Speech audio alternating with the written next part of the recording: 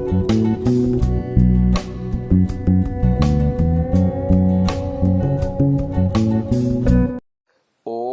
नमस्ते जी। 49वीं श्रव्य कणिका दयानंद दिवाकर, लेखक आदित्य मुनि जी, वानप्रस्थ।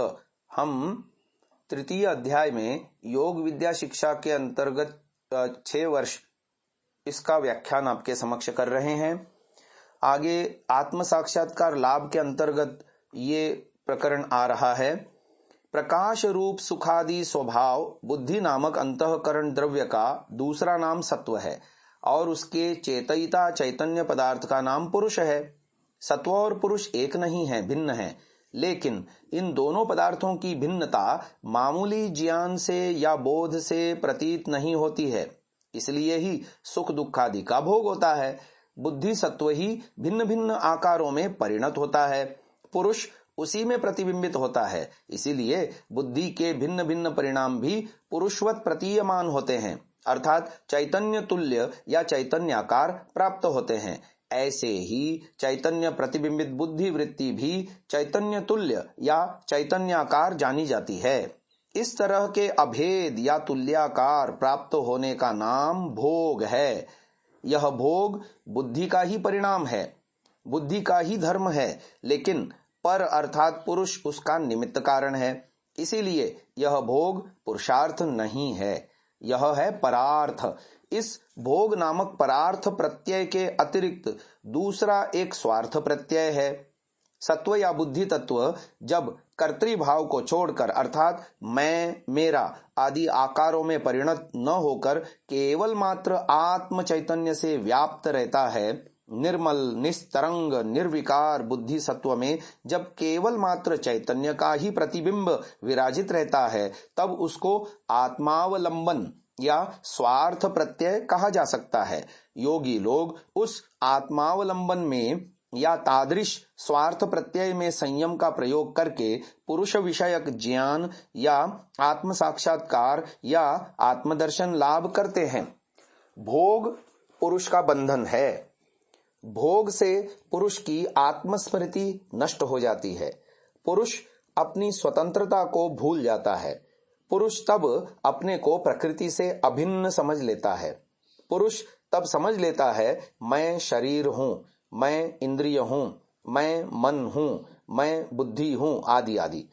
पुरुष जब जब भोग में आसक्त रहता है तब तब स्वात्मबोध नहीं रहता है। भोग की आसक्ति छोड़ने से, भोगों से विरत होने से पुरुष को प्रकृति से भिन्नता का प्रत्यय आ जाता है।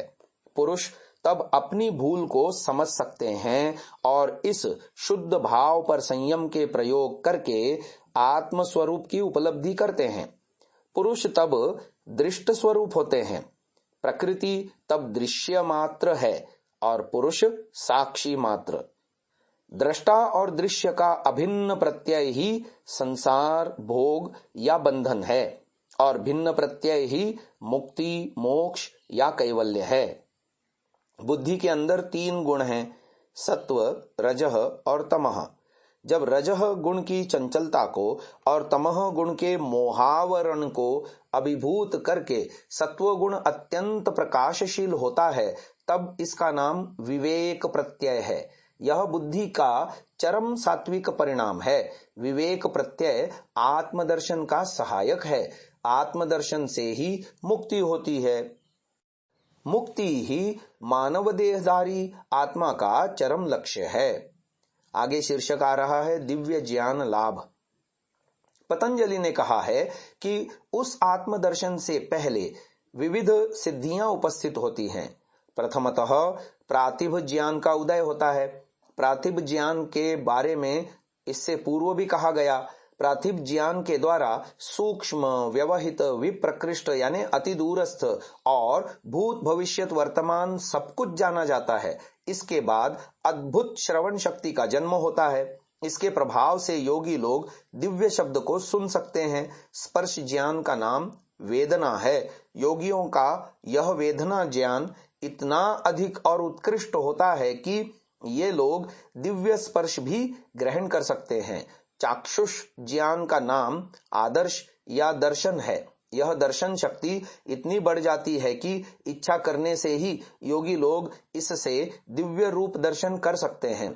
रसना ज्ञान का नाम स्वाद या आस्वादन है। यह इतना प्रबल हो जाता है कि योगी लोग इसके द्वारा दिव्य रस समूह का आस्वादन ले सकते हैं। गंध ज्ञान का नाम वार्ता तथा संवित्ति है। यह इतनी बढ़ जाती है कि योगी लोग दिव्य गंधों का अनुभव कर सकते हैं। ततः प्रातिभ श्रावण वेदना दर्शा स्वाद वार्ता जायन्ते। योग दर्शन 3:36। बुद्धि से आत्मा भिन्न है, यह भिन्नता का ज्ञान आता है। पहले इंद्रियों से केवल स्थूल विषयों का ज्ञान होता था, अब इंद्रिय गण के मलिनताहीन होने से सूक्ष्म ज्ञान का आविर्भाव होता है। जब तक मन के अंदर हिंसा आदि द्वेष आदि अपवित्र मलिन भाव रहेंगे, तब तक बुद्धि की विचार शक्ति और मन की चिंतन शक्ति विशुद्ध नहीं होगी। बुद्धि मलिन होने से उसके अधीन मन और दूसरे इंद्रियां भी मलिन रहते हैं। यम नियम आदि योगांगों के पालन से बुद्धि मन और इंद्रियादि निर्मल और शुद्ध होते हैं। तब इनके अंदर प्रकृष्ट सूक्ष्म ज्ञान और सूक्ष्म दर्शन आदि शक्तियों का जन्म होता है। अब अगला शीर्षक आ रहा है समाधि के विघ्न और उपसर्ग। इन सब सूक्ष्म दर्शनों का नाम सिद्धि है। व्युत्थान के समय अर्थात भोग काल में यह सब सिद्धियां हैं, लेकिन ये सब समाधि के परम शत्रु हैं। ते समाधा उपसर्गा व्युत्थाने सिद्धयः। योग दर्शन 3:37। नियमानुसार साधना करने से हरेक साधक कुछ न कुछ सिद्धि लाभ करते हैं। अधम साधक इस प्रकार की सिद्धियां प्राप्त करके अपने को कृतकार्य समझ लेते हैं और केवल सिद्धि भोग में ही उन्मत्त हो जाते हैं। वे लोग कैवल्य को प्राप्त नहीं होते।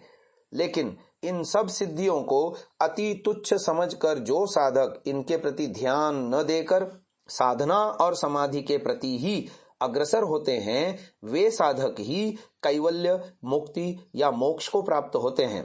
क्योंकि स्थूल विषय जैसे बंधन हैं, सूक्ष्म विषय भी वैसे ही बंधन हैं। जब समाधि का उत्कर्ष प्राप्त होता है, तब ये सब सिद्धियां परम विघ्न और उपसर्ग भासती हैं। ये सब उपस्थित होने से मोक्षदायक समाधि दृढ़ नहीं रहती है। ये सब सिद्धियां समाधि की परम शत्रु हैं। समाधि के समय ये सब उपद्रव, उपसर्ग और विघ्न हैं। कैवल्य लाभेच्छु योगियों को इन सब सिद्धियों से सावधान रहना चाहिए। अगला शीर्षक है पर शरीर में प्रवेश। पतंजलि का कहना है कि जिस कारण से चित्त एकमात्र इस शरीर में ही आबद्ध है, उस कारण को हटा देने से अर्थात चित्त के बंधन को ढीला कर देने से और चित्त के प्रचार स्थान यानी शरीरस्थ नाड़ी समूह को जानने से चित्त को योगी दूसरे के शरीर में प्रविष्ट कर सकता है। बंधन कारण शैथिल्यात् प्रचार संवेदनाच्च चित्तस्य पर शरीरावेशः। योग दर्शन 3:38। सर्वत्र गमन करना उसका स्वभाव है। कर्म अर्थात धर्माधर्म के कारण से ही ऐसा सर्वगामी चित्त केवल मात्र एक ही निर्दिष्ट शरीर से बंधा हुआ है। सर्वगामी चित्त केवल मात्र अपने उपार्जित कर्मों से फंसकर ही असर्वगामी बन गया है। संयम या समाधि के द्वारा चित्त बंधन धर्माधर्मों को अगर शिथिल कर दिया जाए तो चित्त अपने स्वभाव सर्वगामित्व की स्वाधीन शक्ति को प्राप्त होता है। इसके साथ ही चित्त के संचरण मार्ग अर्थात गतिविधि के पथ को अच्छी तरह जानना चाहिए। चित्त और प्राण कब कौन से रास्ते अर्थात कौन कौन सी नाड़ियों से किस प्रकार संचरण करता है, किसी योगविद से अच्छी तरह जानना चाहिए। यदि संचरण मार्ग जाना हुआ रहे तो इसको निश्चित रूप से इच्छानुसार स्थानों में प्रेरित किया जा सकता है। योगी लोग सबसे पहले संयम के प्रयोग से चित्त के बंधन को शिथिल कर देते हैं। चित्त, मन और प्राणों के संचरण के पथ नाड़ी समूह को संयम के द्वारा प्रत्यक्ष रूप से जानकर योगी लोग उसे नाड़ी पथ से बाहर निकाल कर इच्छानुसार दूसरे के शरीर में प्रवेश करा के उसमें अपने शरीर जैसे सुख दुख आदि को अनुभव करते हैं। शरीर के सब ही इंद्रिय चित्त के अनुगामी हैं। चित्त के दूसरे शरीर में प्रवेश करने से उसके साथ चित्त की अनुगामिनी समस्त इंद्रिय भी उस शरीर में प्रविष्ट होती हैं। योगी अपने शरीर को छोड़कर दूसरे के शरीर में अपने मन प्राण और इंद्रियों को संस्थापित करके इच्छानुसार आहार विहार आदि कर सकते हैं। आज की इस चर्चा को यहीं विराम दे रहे हैं। महानुभावों, इस सात्विक विचारधारा को जन जन तक पहुंचाने के लिए आपसे सहयोग की अपेक्षा है।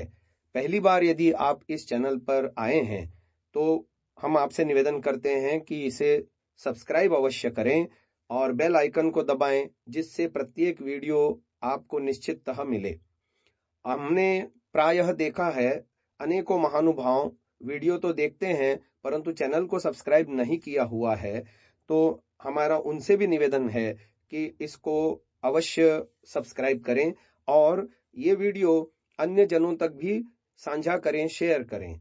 अपने बहुमूल्य विचारों से हमें कमेंट द्वारा अवश्य अवगत कराएं। प्रत्येक कमेंट को हम अवश्य ही पढ़ते हैं। ओम।